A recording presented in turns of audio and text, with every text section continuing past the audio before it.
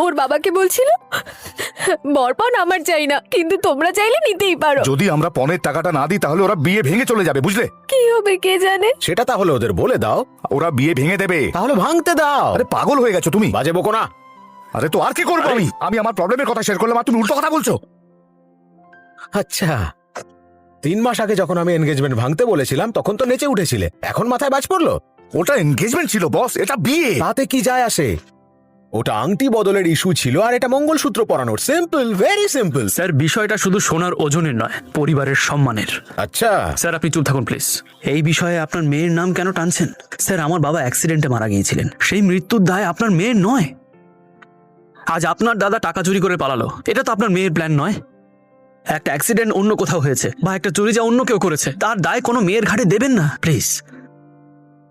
Sir, ওর কপাল যদি সত্যিই খারাপ হতো তাহলে এই কথাগুলো আপনার এই বিলাসবহুল 5 স্টার রিসর্টে বসে করতেন না। আমাকে 2 ঘন্টার সময় দিন, আমি রমেন বাবুকে নিয়ে